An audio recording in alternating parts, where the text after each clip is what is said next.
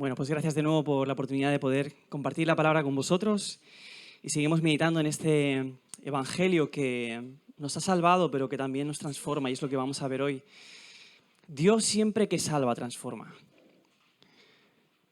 El Dios que comienza la buena obra la perfecciona hasta el día de Cristo. ¿Y cómo lo hace? Pues esto vamos a hablar en esta tarde, ¿vale? Así que, si os parece, me gustaría orar primero y presentar este tiempo delante del Señor y pedirle su ayuda por el Espíritu Santo. Padre, ante ti no podemos ocultar nada, Señor.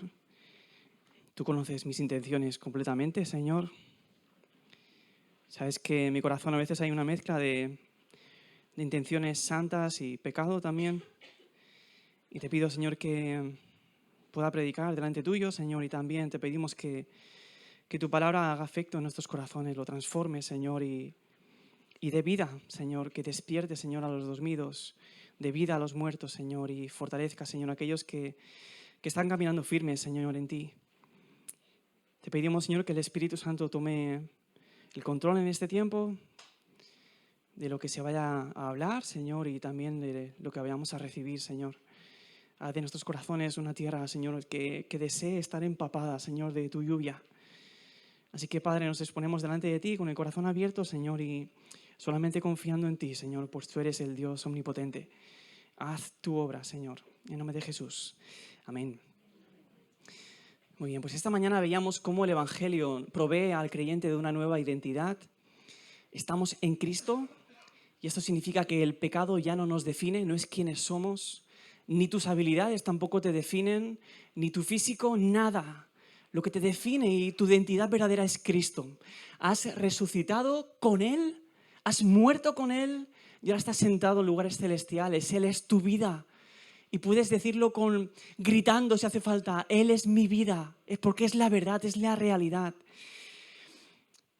Ahora, puede que aunque esto es una verdad y que debe afectar a nuestra manera de vivir, pienses algo como, bueno, Pablo, pero yo tengo un problema. Y es que aunque el pecado no me define, ostras, estoy batallando con el pecado todos los días. El pecado es algo que desearía quitar de mi vida, pero no puedo. Quisiera arrancarlo.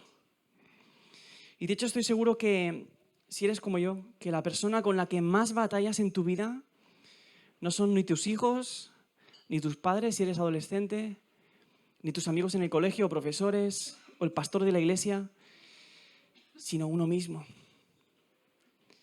Y estoy seguro que cuando pensamos normalmente en otras personas, en situaciones que ves que hay una persona que está yendo por un camino que ves que no, y dices, ostras, es que esta persona no hay manera de que cambie, ¿no? Y a veces parece fácil desde fuera y pensamos, si solamente se esforzara un poquito, si fuera más disciplinado, si se levantara antes para tener un tiempo de comunión con el Señor, seguramente no se agobiaría tanto, no se estresaría, no le hablaría así a esta persona. Así que desde fuera la perspectiva que tenemos es, si esta persona no cambia es porque no quiere, porque si solamente se esforzara un poquito, la cosa cambiaría, su vida ya cambiaría. Pero ¿qué sucede? Que cuando piensas en ti, la cosa cambia. Y cuando tú ves tu propio corazón, el deseo, o sea, el pensamiento que viene es, claro que quiero, pero es que no puedo. Daría lo que fuera por cambiar y por dejar estas cosas, pero es que no puedo. Así que cuando vamos a la Escritura vemos a alguien como el apóstol Pablo decir, yo sé que en mí, es decir, en mi carne, en mi cuerpo, no habita nada bueno porque el querer está presente en mí, pero el hacer bien, no. Pues no hago el bien que deseo, sino que el mal que no quiero, eso hago, eso practico. Y si lo que no quiero hacer, eso hago, ya no soy yo el que lo hace, sino el pecado que habita en mí.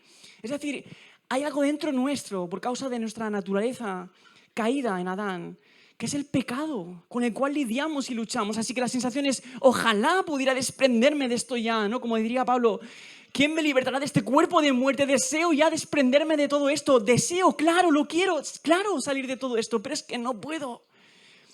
No tengo fuerzas para hacerlo. Así que aunque pensamos que los demás no cambian porque no quieren, cuando tú miras a tu propia vida y tu propio corazón, la sensación es, quiero, pero no puedo. Soy débil. Así que es una lucha real que todos tenemos. Pero la buena noticia es que si has confiado en Cristo, Si Cristo es tu vida, no solamente es porque nuestra vida está en Cristo en un sentido legal o posicional, en el sentido que Dios nos ve en Cristo, sino que Cristo es tu vida misma, vive en ti. Y solamente es en Él que hay poder para vencer el pecado. ¿Cuándo? Como vamos a ver hoy cuando miramos al Evangelio. Así que me gustaría que me acompañaras un texto que está en 2 de Corintios. La segunda carta a los Corintios, capítulo 3 y versículo 18.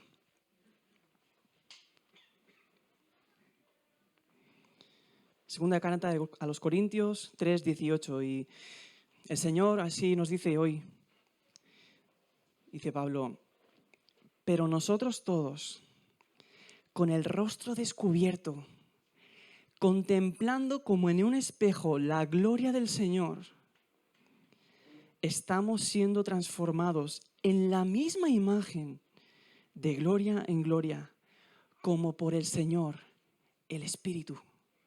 Lo leo de nuevo. Pero nosotros todos, con el rostro descubierto, contemplando como en un espejo la gloria del Señor, estamos siendo transformados en la misma imagen de gloria en gloria, como por el Señor, el Espíritu. Vamos a ver solamente este versículo y vamos a dividir el sermón en tres partes. Primero vamos a ver cómo no somos transformados. Luego vamos a ver cómo sí que somos transformados. Y en tercer lugar, ¿quién es el que produce esta obra? ¿Vale? Así que en primer lugar, ¿cómo no somos transformados? Lo que dice Pablo en este pasaje es que tú y yo somos transformados cuando contemplamos algo, cuando contemplamos la gloria del Señor. Y esto es algo que probablemente no pensamos o no tengamos muy a mano en el día a día. ¿Por qué? Porque cuando pensamos en cambiar, en ser transformados, lo que le llama la Biblia ser santificados, lo que pensamos en ¿qué es? Obediencia. Hacer cosas para Dios. Obedecer mandamientos. Así que nuestra tendencia no es contemplar la gloria del Señor. ¿Nuestra tendencia cuál es? Ostras, pues vamos a las cartas de Pablo, vamos a ver los mandamientos que él dice, ¿no? Amaos unos a otros, servíos unos a otros, y vamos a ver la lista de cosas que tenemos que hacer y nos ponemos en práctica. ¿Por qué?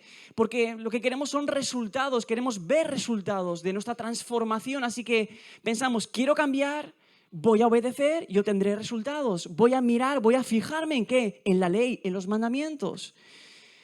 Pero esto no funciona.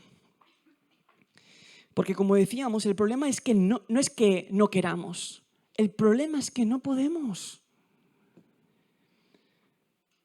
¿Sabes?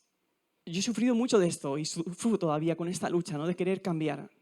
Cuando os comentaba antes por encima que estuve unos años apartado del Señor y cuando Él me rescató con, no sé si tenía 22, 23 años, el Señor rompió mis cadenas, como hemos cantado. Y yo bebía cada día cerveza y fumaba porros y otras cosas, y el Señor quitó eso. Pero sabéis, había algo que era como un aguijón en la carne, y era la lucha contra la pornografía. De tal manera que yo pasaba 2 semanas limpio, por así decirlo, y de repente un anuncio en internet me hacía ir allí, y caía. Y pasaban 2 meses y pensaba, ya está, lo he vencido. Y en el momento menos esperado, volví a caer. Y sabíais, yo deseaba con todo mi corazón quitar eso de mi vida. Lo odiaba. Cada vez que caía me sentía tan miserable. Así que, ¿qué hice un día? Pues fui al lavabo, cogí la máquina del pelo y me corté el pelo, me rapé el pelo. Quizás es una tontería, ¿no? Pero para mí era una manera de decir, Señor, me da igual todo. Quiero acabar con esto como sea. ¿Funcionó? No. No fue hasta que contemplé la gloria de Cristo que todo eso cayó de manera natural. Pero podemos hacer nuestro mejor esfuerzo por luchar contra el pecado. Podemos hacer promesas a Dios o a ti mismo si quieres, pero es imposible ser transformado con tu propio esfuerzo, mirando los mandamientos que encontramos en el Nuevo Testamento o en la ley. La ley y los mandamientos nos dicen o te dicen qué tienes que hacer, pero no te da el poder para hacerlo. Te condena. La ley exige obediencia, dice, debes hacer esto, tienes que hacerlo, pero no te ayuda. La ley no puede cambiar nuestro corazón.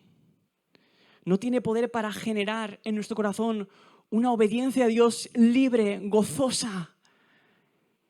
Es imposible, la ley no tiene ese poder para eso. Y Dios no nos dio la ley para eso. Envió a su Hijo. Así que la santificación o ser transformado no tiene que ver con lo que haces. Es un asunto de tu propio corazón, es algo interno. La santificación no tiene que ver con lo que haces o lo que dejas de hacer. No tiene que ver con simple obediencia. No tiene que ver con hacer lo correcto o cumplir con tu deber como cristiano. No se trata de abandonar ciertas conductas pecaminosas, ni se trata de tus obras, se trata de tu corazón. ¿Por qué? Porque la santificación no solamente es obedecer a Dios. ¿Quieres ser la persona más santa? Ama. Ya está. Ama a Dios. Ama a tu prójimo. La santificación es relación. De hecho, en la Biblia todo es relación. Vida eterna es relación. Que te conozcan a ti, el único Dios verdadero. Santificación es relación. Ama a Dios, a tu prójimo. Así que es un asunto interno de nuestro corazón. La pregunta es, ¿cómo podemos cambiar nuestro corazón? Y hemos visto que la ley no produce eso. Pablo no dice, somos transformados cuando vemos los mandamientos, sino que cuando vemos la gloria de Dios. Así que vamos a ver en qué consiste esto. ¿Cómo sí somos santificados? Lo que Pablo dice es que somos transformados cuando contemplamos la gloria de Dios en Cristo Jesús. Si vamos un poco más adelante en este capítulo 4 que introduce esta última parte del versículo 3, veremos que podemos ver la gloria de Dios en la faz de Jesucristo. Jesucristo es la imagen de Dios, es la imagen, el resplandor de su gloria.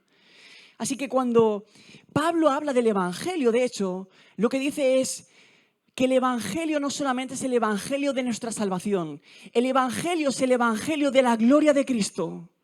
¿Por qué hace eso? Tú cuando piensas en el Evangelio, ¿lo asocias directamente con la gloria de Cristo? Me temo que lo asociamos muchas veces con nuestra salvación, nuestra redención. Pero hablar del Evangelio de la gloria de Cristo, ¿por qué Pablo habla del Evangelio de la gloria de Cristo? ¿De qué manera el Evangelio muestra la gloria de Dios en Cristo Jesús? Vemos la gloria de Cristo en otros lugares rápidamente. Vemos la gloria de Cristo cuando Él crea de la nada, sin esfuerzo alguno.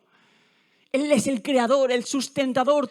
Tus latidos de tu corazón en este momento están sustentados por Cristo Jesús sin esfuerzo. Él mantiene, sostiene el universo sin esfuerzo. Ahí vemos su gloria. O vemos su gloria en que todas las cosas han sido creadas por medio de Él y para Él todo se rendirá ante Cristo. Toda rodilla proclamará que Él es el Señor para gloria de Dios. Ahí sí que vemos la gloria de Cristo. O vemos la gloria de Cristo cuando vamos al libro de los Hebreos y compara a Cristo con los ángeles. Y dice el autor de la carta a los Hebreos, pero de Él dice, está hablando del Padre. El Padre dice de Jesús, mi Hijo eres tú, yo te he engendrado hoy. Y también dice, adórenle los ángeles de Dios. Piensa en el Padre diciendo estas declaraciones acerca de su Hijo, que le adoren los ángeles de Dios. O sigue diciendo, pero de Él dice, tu trono, oh Dios, es por los siglos de los siglos y el cetro de equidad es el cetro de tu reino. El Padre es el que proclama la gloria del Hijo en estos lugares. O sea, y vemos la gloria de Cristo como sustentador, como creador, el Padre proclamando la gloria de su Hijo. Pero en una cruz, el Evangelio de la gloria de Cristo, vemos la gloria de Dios en una cruz. Y Pablo dice, sí, precisamente ahí es donde vemos su gloria de la manera más grande, más resplandeciente que jamás podríamos ver en una cruz. Es interesante porque es ahí precisamente donde vemos cómo es el corazón de Dios, quién es Él realmente. Hay un momento en el Antiguo Testamento cuando Moisés, no satisfecho con haber visto más de 10 plagas y milagros en el desierto, le dice, Señor, te ruego que me muestres tu gloria. Quiero verte, quiero conocerte. ¿Y qué hace el Señor? Dice, vas a ver mis espaldas. Te voy a poner ahí en la peña y voy a pasar delante de ti. Y cuando pase, yo voy a proclamar mi nombre y vas a conocer mi gloria. Así que el Señor pasa por delante de Moisés Y Dios habla de sí mismo, muestra su gloria, proclamando su nombre. El Señor, lento para la ira y grande en misericordia y verdad. Así que Dios proclama su gloria delante de Moisés. Pero ¿qué pasa? Que Moisés ahí solo está viendo las espaldas. ¿Dónde es que vemos que Dios es lento para la ira y grande en misericordia? En una cruz, ahí vemos el rostro de Dios, el rostro de Cristo. Ahí vemos su gloria de tal manera que cuando está en la cruz, habiendo sido abandonado por sus amigos, sufriendo una agonía intensa física, sufriendo el desamparo del Padre, ¿qué es lo que brota de su corazón? Padre, perdónalos porque no saben lo que hacen. Yo cuando estoy nervioso por algo, estoy presionado por algo, mi hijo me pide agua y le digo, Jordan, ahora no. O sea, respondo mal. ¿Por qué? Porque es lo que hay en mi corazón. Pero Cristo está siendo torturado en ese momento, abandonado por el Padre, abandonado por todo. O sea, sufrimiento físico, emocional, espiritual. ¿Y qué brota de su corazón? Perdónalos, es gracia. Por eso Juan, cuando escribe su evangelio, dice, y vimos su gloria, gloria como la del unigénito del Padre, lleno de gracia y de verdad. Juan no menciona los milagros de Jesús, no dice, vimos su gloria en sus milagros. Él habló y la tempestad se paró, la tormenta, el viento y el mar le obedecen. No, dice, vimos su gloria, lleno de gracia y de verdad. Es en el evangelio donde podemos ver la gloria de Dios.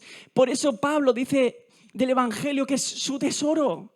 No es nuestro tesoro solamente por los beneficios, como veíamos en cuanto a nuestra identidad, sino porque es precisamente ahí en la cruz donde vemos y conocemos a Dios de manera completa. De manera que Pablo nos está diciendo, si quieres ser transformado, si quieres crecer en santidad, ¿no? Lo que la Biblia llama la santidad, necesitas mirar algo, necesitas contemplar algo. La santificación es contemplar. Tiene que ver con ser transformados a este corazón de que Cristo expresa de manera completa en la cruz. ¿Significa esto que solamente tenemos que contemplar y ya está? ¿No tenemos que obedecer nada? No, lo que significa es que nuestro obrar, nuestras acciones, nuestras motivaciones serán santas, es decir, surgirán de un amor genuino solamente cuando actúan como respuesta a ver la gloria de Dios en el Evangelio. Es decir, solamente cuando te afecta. Una cosa es que tú veas algo y otra cosa es que eso te afecte, ¿no? A los que les gusta el fútbol, ¿has visto que el golazo que ha metido no sé quién? Y a los que no les gusta el fútbol dice, pues una pelota dentro de una portería, ya está, ¿no?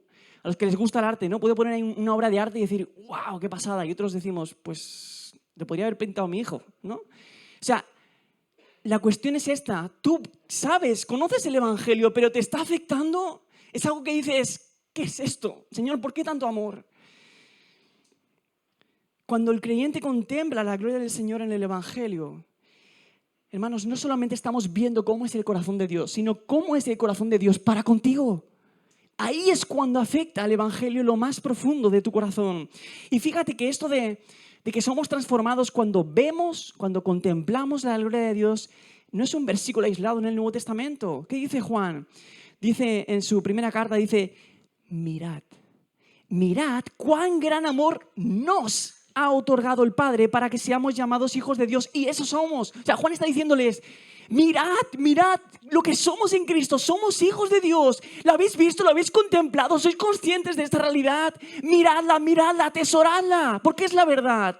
Somos llamados hijos de Dios y eso somos. Es que es lo que somos, es nuestra identidad. Hermanos, solamente piensa en esto. Somos hijos de Dios. Esto lo cambia todo. Durante esos años en los cuales yo estuve apartado del Señor, sé lo que es tener unos padres que te amen incondicionalmente. De tal manera que aunque yo les hacía la vida imposible, recuerdo que cuando comía con ellos, comía y no me atrevía a mirarles a los ojos. Yo miraba solamente mi plato, cuando acababa el plato lo recogía y me iba a la habitación. No era capaz, porque les estaba haciendo daño. Pero ellos me amaban, me seguían amando. ¿Por qué? Solamente porque soy su hijo. Si mis hijos el día de mañana, el Señor no lo quiera, van a la cárcel, yo voy a ser el primero a estar ahí, porque son mis hijos. El rey David, cuando se enfrenta con el ejército de David, con el ejército de Absalón, El rey David le dice, tened cuidado con mi hijo Absalón. Era su mayor enemigo, pero era su hijo. Así que cuando ocurre la batalla, viene el ejército de David con las noticias y les dice, lo primero que dice David es, ¿qué ha pasado con mi hijo Absalón? Le dicen, ha muerto. Y empieza a decir David desgarrado, mi hijo Absalón, hijo mío Absalón, ¿quién me hubiera dado a mí haber muerto en tu lugar? Y los que son de su ejército, de David, dicen, ¿hubieras preferido que muriéramos nosotros? ¿Por qué? Es su hijo, esto lo cambia todo. Y esto es lo que vemos en el Evangelio. ¿Quién me hubiera dado a mí haber muerto en tu lugar? Y es lo que hace Dios por sus hijos. Hermanos, somos hijos de Dios. Mirad cuán gran amor nos ha dado el Padre. Es que nos ha amado hasta el punto de llamarnos hijos de Dios, porque eso somos. Así que esto es lo único que puede transformarnos cuando contemplamos el amor de Dios a través del Evangelio, ¿no? Dice Jesús, como el Padre me ha amado, así también yo os he amado. De la misma manera, con la misma fuerza, con la misma intensidad. Antes de ir a la cruz, o sea, lo que hay en el corazón de Cristo es muy importante, muy interesante, ¿no? Importante también. En Juan 17, Jesús está orando al Padre, pero piénsalo, que es el momento antes de ir a la cruz. ¿Y qué es lo que hay en su corazón en ese momento? Dice, Padre, yo en ellos y tú en mí, para que sean perfeccionados en unidad, para que el mundo sepa que tú me enviaste y ¿qué? Y que los amaste tal y como me has amado a mí. Padre, yo quiero que ellos sepan que tú los amas tal y como me has amado a mí. Un poco más adelante dice, yo les he dado a conocer tu nombre, es decir, he expresado quién eres realmente, completamente. Y lo daré a conocer, ¿para qué? Para que el amor con que me amaste esté en ellos y yo en ellos. ¿Cómo es posible que Dios, el Padre, nos ame como a su Hijo? Porque estamos en Cristo, somos uno con Él. Si no, esto sería una herejía, pero estamos en Cristo. Somos amados en Cristo. Eso lo cambia todo. Somos sus hijos amados. Decía un teólogo, dice, el amor celestial que el Padre tiene hacia la cabeza se extiende a todos los miembros, de modo que no ama a ninguno sino en Cristo. Estamos en Cristo. El amor que el Padre derrama a su Hijo se extiende por todo el cuerpo, por su iglesia. Y Pablo es consciente de esta realidad. Pablo, cuando habla del Evangelio, no solamente piensa en términos generales del amor de Dios hacia todos, sino que habla diciendo, con Cristo he sido crucificado, ya no soy el que vive yo, sino que Cristo vive en mí. La vida que ahora vivo en la carne, la vivo por la fe en el Hijo de Dios, el cual me amó y se entregó a sí mismo por mí. O sea, es tremendamente osado. Pablo dice que nos ha amado a todos, ¿no? Y nos ha entregado por nosotros, pero Pablo es consciente de que el amor de Cristo es hacia Él de manera personal, individual. Así que Pablo está atesorando esta verdad en su propio corazón diciendo, el Hijo de Dios me ha amado a mí. Eso es lo que nos transforma, hermanos. Eso es lo que desata el poder del Evangelio, el ser consciente de que Dios te ha amado a ti. Y es muy fácil pensar que Dios ama o que Dios ama a otros, pero pensar que Dios te ama a ti con esa intensidad en Cristo, pero es la realidad. Así que Pablo dice, contempla la gloria del Señor en el Evangelio y serás transformado. Juan dice, mirad cuán gran amor nos ha dado el Padre para que seamos llamados hijos de Dios, y eso somos. El autor de la carta a los Hebreos lo mismo. Cuando habla de sacar el pecado de nuestras vidas, ¿qué dice? Apunta también a mirar a algún sitio. Dice, por tanto, puesto que tenemos en derredor nuestro tan grande nube de testigos, despojémonos también de todo peso y del pecado que tan fácilmente nos envuelve y corramos con paciencia la carrera que tenemos por delante, puestos los ojos en Jesús, el autor y consumador de la fe. ¿Y qué pensamos? Vale, quito el pecado poniendo mis ojos en Jesús porque Jesús es mi ejemplo. Sí y no. No es a donde apunta aquí. Dice, quien por el gozo puesto delante de él soportó la cruz. Es decir, pon los ojos en Jesús, quien cuando iba a la cruz iba a ser desamparado del Padre, iba a ser hecho maldición, iba a ser hecho pecado por nosotros, puso el gozo delante de él deseando, voy a sufrir esto, pero es que os voy a tener para mí para siempre, seréis míos. Así que Cristo pone el gozo delante de él en la cruz para tenernos a nosotros. Y el autor de la carta de los Hebreos dice, quita todo el peso, pon tus ojos en Jesús, quien puso el gozo delante de él para tenerte para siempre. Así que solamente es cuando miramos el Evangelio, cuando miramos la gloria del Señor que manifiesta en la cruz, a favor de ti y de mí, es que eso transforma nuestro corazón, lo santifica, nos provee de un nuevo poder. Así que, hermanos, tenemos que contemplar el Evangelio constantemente. Ahora, ¿qué pasa? En el Nuevo Testamento encontramos mandamientos. ¿Los desechamos? No. Pero quiero que seáis conscientes que constantemente los mandamientos en el Evangelio están sumergidos en el Evangelio. Están sumergidos en Cristo. De tal manera, por ejemplo, algunos ejemplos, que cuando se nos habla a los maridos, ¿no?, de amar a nuestras esposas, menciona a Cristo. Dice, maridos, amad a vuestras mujeres, así como Cristo amó a la iglesia y se dio a sí mismo por ella. La iglesia eres tú, marido. Así que está diciendo, mira cómo Cristo te ha amado a ti. Deja que su amor entre y penetre en lo más profundo de tu corazón y así ama a tu mujer. Cuando se nos habla de ser generosos, ¿no?, con nuestras ofrendas, ¿no?, con la visión del reino de Dios, dice, porque conocéis la gracia de nuestro Señor Jesucristo, quien siendo rico, sin embargo, por amor de vosotros, se hizo pobre para que vosotros, por medio de su pobreza, llegarais a ser ricos. Así que no les está diciendo, sed generosos, porque esto está de acuerdo con la voluntad de Dios, es algo bueno, muestra amor. No está diciendo que está metiendo ese mandamiento dentro del Evangelio. Está diciendo, ¿no os dais cuenta cómo Cristo, siendo rico, se hizo pobre por amor a vosotros? Así que constantemente vemos mandamientos que están metidos dentro del Evangelio de Cristo. Cuando se habla del perdón, dice, soportaos unos a otros y perdonaos unos a otros. Si alguno tiene queja contra otro, como Cristo os perdonó, así también hacedlo vosotros. No dice, como Cristo perdona y tú tienes que seguir su ejemplo, perdona. No, dice, como Cristo os perdonó a vosotros. Y como su perdón, leía Eric, cuán bienaventurado es aquel cuya transgresión es perdonada y cuyo pecado es cubierto. Es como, oh, si supieras cuánto gozo hay en el alma cuando su perdón es completo y lo experimentas, ¿no? Pues como Cristo os perdonó a vosotros, así también perdonad. O el amor, ¿no? Este es mi mandamiento, que os améis los unos a los otros como yo os he amado. Así que claro que hay mandamientos en el Nuevo Testamento, pero están bañados de Cristo, sumergidos dentro del Evangelio. De tal manera que constantemente la Escritura nos está apuntando a ver el corazón de Cristo, quién es Él, cómo es Él, qué es lo que ha hecho por nosotros. Así que contemplar la gloria de Dios por medio del Evangelio es la única manera de ser transformados en lo más profundo de nuestros corazones. Conocer, abrazar, atesorar, disfrutar de la gloria de Dios y su amor por nosotros es lo único que tiene poder para impulsar nuestras vidas a la santidad. Lo que hace que podamos responder de manera gozosa, libre, en adoración a Dios, deseando decir, Señor, heme aquí. Isaías, ¿no? ¿Qué dijo? Heme aquí. ¿Cuándo dijo heme aquí Isaías?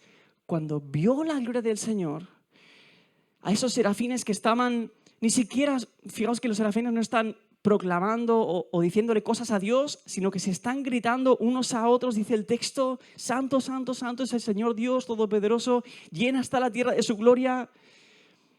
Y este Dios santo perdona su pecado. Isaías ve la gloria de Dios y dice, ay de mí, estoy perdido, estoy muerto. Pero Dios perdona su pecado. Y cuando Él ve que este Dios santo perdona su pecado, cuando el Señor dice, ¿quién irá por nosotros? Es entonces que Isaías dice, heme aquí. Cuando ve la gloria de Dios y su gracia para con Él.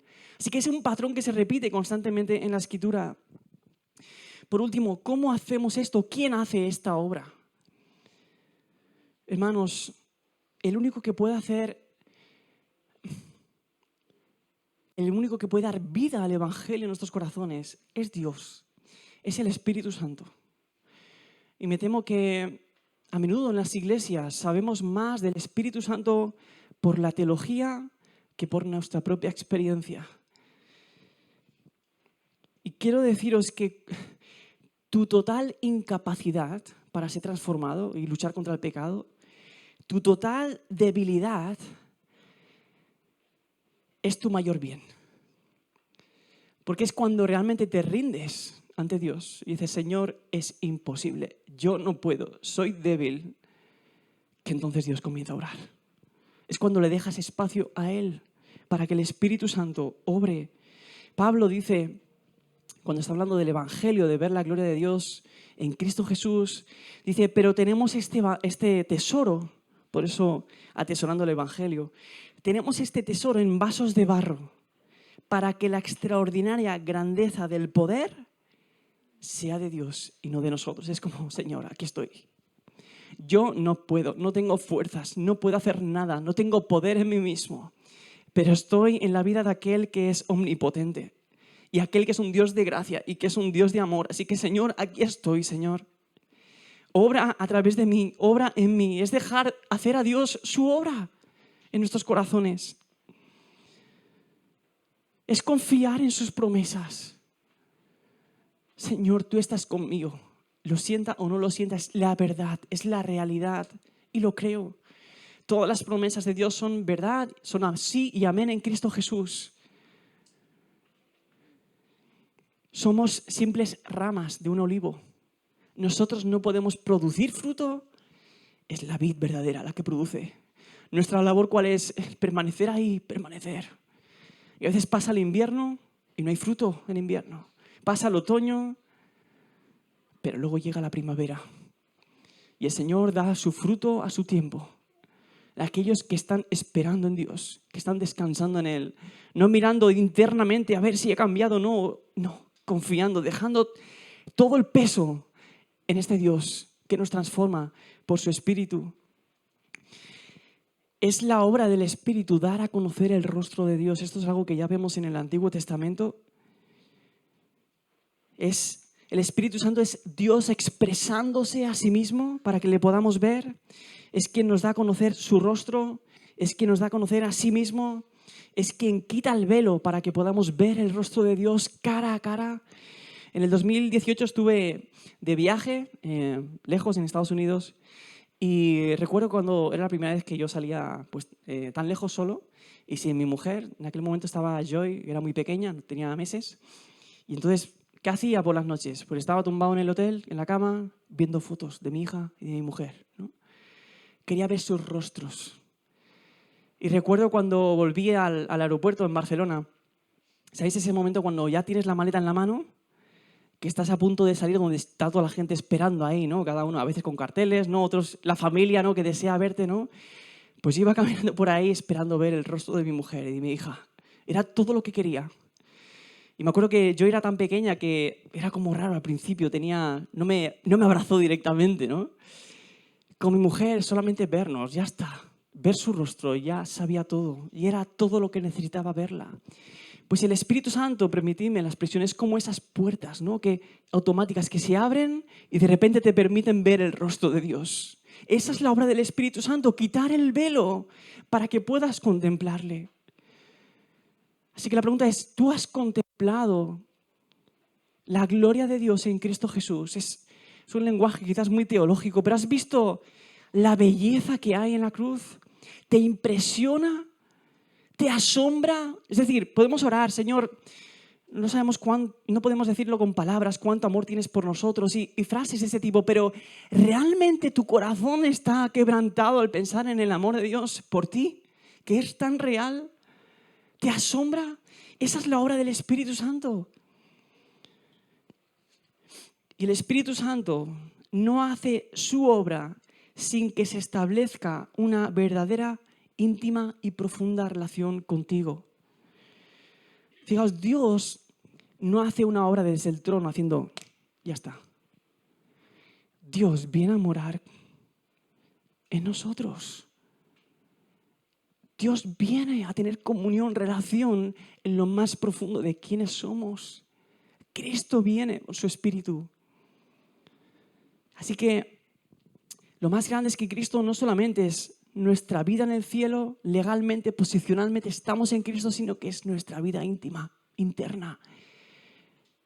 Cristo vive en mí. Ya no yo, Cristo.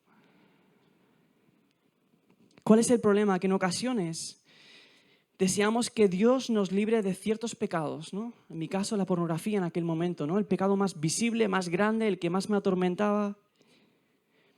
Pero no estamos dispuestos a que transforme completamente nuestra vida, a entregarla, a someterla completamente. Queremos que nos libre de ciertos pecados que nos molestan, pero no estamos dispuestos a que intervenga completamente, pase lo que pase, haga lo que quiera hacer. Pero a menos que no entreguemos nuestras vidas en una completa sumisión a Él, el Espíritu no obrará de la manera que debería. Y quiero animarte porque entregarte completamente a Dios es entregarte completamente a su amor, a su misericordia. Si Dios fuese un tirano, tiembla. Pero Dios es amor. Lento para la ira. Él es así, no puede cambiar. Él es lento para la ira y grande misericordia. Y quiero animarte también al mirar el Evangelio. El mismo Espíritu que quita de nosotros el velo que nos impide ver la gloria de Dios, el mismo Espíritu que nos transforma cuando vemos a Cristo, es el mismo Espíritu que impulsó a Cristo a la cruz. Dice Hebreos, cuánto más la sangre de Cristo, el cual por el Espíritu eterno se ofreció sin mancha a Dios. O sea, el autor de la carta a los Hebreos está diciendo que Cristo se ofreció a sí mismo por el Espíritu eterno. El Espíritu estaba impulsando, animando, fortaleciendo a Cristo a morir por ti. Este mismo Espíritu es el que quiere transformarnos. Así que constantemente necesitamos mirar al Evangelio y dejar que el Espíritu obre en nuestros corazones. Rendirnos. Decir, ya está, Señor, dejo de luchar. Obra tú como esa vid verdadera. Yo soy una simple rama, no tengo poder, no tengo capacidad para dar fruto, pero tú sí, tú eres la vida. Dice Pablo, él ora por los creyentes, por personas que conocían el Evangelio. Pero dice que seáis capaces de comprender. Es decir, ¿sabéis esto que os voy a decir? Pero Pablo ora para que seáis capaces, no de saberlo, sino de comprenderlo. Dice que seáis capaces de comprender con todos los santos cuál es la anchura, la longitud, la altura, la profundidad y de conocer el amor de Cristo que sobrepasa todo conocimiento. Pero ya saben del amor de Cristo, sí, pero no lo están viviendo, no lo están experimentando, no lo están contemplando. Que quiere que conozcan de manera íntima el amor de Cristo que sobrepasa el conocimiento. ¿Para qué? ¿Para qué? ¿Para qué Pablo dice que podamos conocer el amor de Cristo en su plenitud? Dice, para que seáis llenos hasta la medida de toda la plenitud de Dios. Es decir, ¿quieres experimentar la medida de toda la plenitud de Dios? Mira el Evangelio. Ora para que el Señor desate el poder del Evangelio en tu vida. Que puedas ser capaz de comprender el amor de Cristo por ti y por mí. Por último, el día en que venga Cristo y seamos transformados, ¿cuándo seremos transformados? Dice la Escritura que seremos como Él es porque le veremos. O sea, que todo lo que hacemos ahora de contemplar la gloria de Dios por medio del Evangelio, mirad cuán gran amor, puestos son los ojos en Jesús, eso es lo que nos ayuda a quitar el peso del pecado y todo, será completo cuando nuestros propios ojos contemplen a Jesús. Entonces seremos como Él cuando le veamos. Así que luchas con el pecado, yo también. Pero solo te pido una cosa, mira al lugar correcto. Mira el Evangelio, deja de mirarte a ti mismo, tu esfuerzo, tus promesas, tus intentos por luchar con el pecado. Deja de mirar incluso la ley y los mandamientos solamente. Y mira a Cristo, quien cumple perfectamente por ti y por mí. Vamos a orar, si os parece. Padre, te pedimos perdón por cuántas veces tenemos el Evangelio tan pequeño, Señor, y menospreciado. Y te pido perdón por cuántas veces vivo, Señor, como si Cristo no me amara en la medida que me ama, Señor. Te pido, Padre, que permitas que seamos capaces de comprender el amor de Cristo que sobrepasa toda comparación, Señor, y todo conocimiento, para que seamos llenos de toda la plenitud de Dios. Señor, te pedimos, te confesamos que somos débiles, que no hay fuerzas en nosotros, que no hay poder ninguno, Señor. Pero te alabamos porque tú eres el omnipotente, Señor. Y lo que es imposible para nosotros, para ti es posible. Danos toda certeza en esta verdad, Señor, y plena confianza, Señor. Pues solo así, Señor, nuestras vidas se rendirán completamente para vivir solamente, gozosamente y alegremente para ti, Señor. Te lo pedimos en el nombre de Jesús. Amén.